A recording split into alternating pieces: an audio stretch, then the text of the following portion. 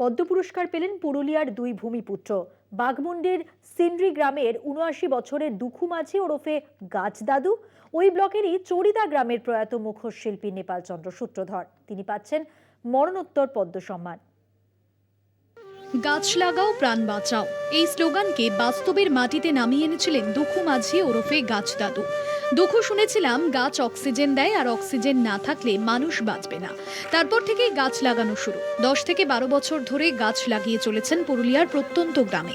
5 বছরেরও বেশি সময় ধরে গাছ লাগাচ্ছেন, এখনো লাগিয়ে চলেছেন।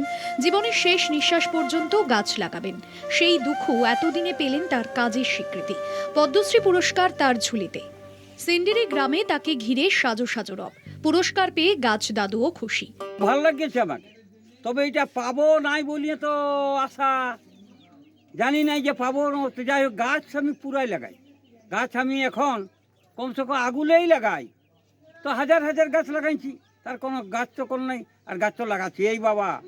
হ্যাঁ, তার কারণ হচ্ছে গাছ লাগালে আমার ভালো লাগে। নামের সঙ্গে জীবনও কোথাও যেন মিশে গেছে দুখুর। ছেলে মেয়েকে অনেক কষ্টে বড় করেছেন তার স্ত্রী। গাছপাগল স্বামীর স্বীকৃতিতে স্বাভাবিকভাবেই খুশি স্ত্রী ফুনগি মাঝি। আমরা আমাদের খুশি, বহুত খুশি। অন্যদিকে পুরুলিয়ার বাঘমুন্ডির চড়িদা গ্রামের বাসিন্দা নেপাল সূত্রধর পাচ্ছেন মরণোত্তর পদ্মশ্রী। মুখোশ শিল্পী হিসেবে তিনি এই সম্মান পাচ্ছেন। মুখোশ তৈরি করার পাশাপাশি ছৌ শিল্পীও ছিলেন নেপাল সূত্রধর।